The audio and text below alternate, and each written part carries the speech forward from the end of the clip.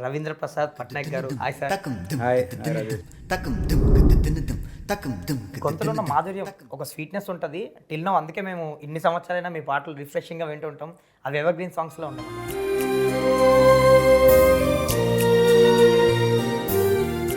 మీకోసం first film opportunity కానీ offer కానీ ఎలా వచ్చింది సార్? యాక్చువల్గా నీకోసం నేను కాదు music director, Devi Sri Prasad music director. దానికి షూటింగ్ చేసి వచ్చిన తర్వాత ఆ సినిమాకి నేను మ్యూజిక్ డైరెక్టర్ అని నాకు తెలిసింది. లైక్ త్రివిక్రమ్ గారు మీకు ఎర్లియర్ స్టేజ్ నుంచే తెలుసు కదా సార్? రూమ్మేట్స్ నేను, సునీల్, త్రివిక్రమ్ ముగ్గురు రూమ్మేట్స్. జయం కూడా one of my favourite album అందరికీ కూడా. జయం ఆడియో రిలీజ్ రోజు కొంచెం ఓవర్గా మాట్లాడాను కూడా నేను. ఈ పాటలు ప్లే చేయని టేప్ రికార్డర్ ఉండదు మన తెలుగు నాడులో అని ఒక స్టేట్మెంట్ ఏదో ఇచ్చాను. నిజం విషయంకి వస్తే నిజం కన్నా ముందు కనుక ఒక్కడు రిలీజ్ అవ్వకపోయింటే నిజం would have been something else. Sir acting ఎప్పటి నుంచి సార్ ఇంట్రెస్ట్ అసలు? 30 minutes పైనే ఒక నాటకంలో స్టేజ్ మీద బ్లైండ్గా ఉన్నాను. సునీల్ ఆ నెక్స్ట్ డే చూసి మీరు నిజంగా బ్లైండ్ కదా అని అడిగాడు. ఇళయరాజా గారు మీకు ఇన్స్పిరేషన్. సో ఆయన కంపోజిషన్లో ఒక పాట పాడడం అనేది అంటే యాక్చువల్లీ ఆయన పిలిచే టైంకి నాకు జలుబు దగ్గు ఉంది. చిరుగాలి వీచెనే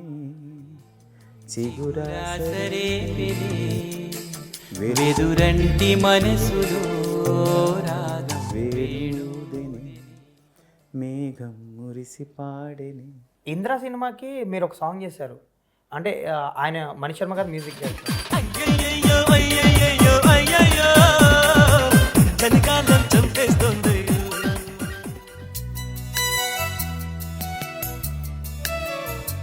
ఇప్పుడు కూడా నేను స్టేజ్ ఎక్కి ఎంత మాస్ క్రౌడ్ ఉన్నా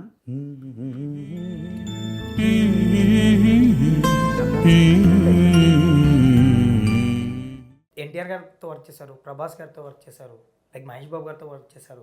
అంటే ఈవెన్ పవన్ కళ్యాణ్ది కూడా స్టార్ట్ అయింది. కళ్యాణ్ బాబు మా స్టూడియోకి వచ్చారు, పాటలు విన్నారు. ప్రభాస్ గారితో ఆయన ఫస్ట్ సినిమా ఈశ్వర్ కూడా చేశారు. శాస్త్రి గారు సింగిల్ కాడ సినిమాకి. కానీ ఫస్ట్ టైం శాస్త్రి గారికి ఛాలెంజ్ అది. అమీర్పేటకు ధూళిపేటకు షహర్ ఒకటేరా, కాళ్ళకైనా కార్లకైనా సడక్ ఒకటేరా, ఎవరి కళల కోటకి మహారాజు వాడేరా, ఎగిసిపడే నవాబ్గిరి చెల్లదు పోరా, అబే చల్బే. ఇదంతా ఇక్కడ వాడే పదాలు. అబే చల్బే, తెగ డబ్బు ఉందని కళ్ళు నెత్తికెక్కితే చెడతావు భయ్. లైక్ ఒక టైంలో ఆర్పి పట్నాయక్ యారగెన్స్ ఉండేది, కొంచెం యారగెంట్గా బిహేవ్ చేసేవాడు అని విన్నా. మా కీబోర్డ్ ప్లేయర్ ఒక అతను సార్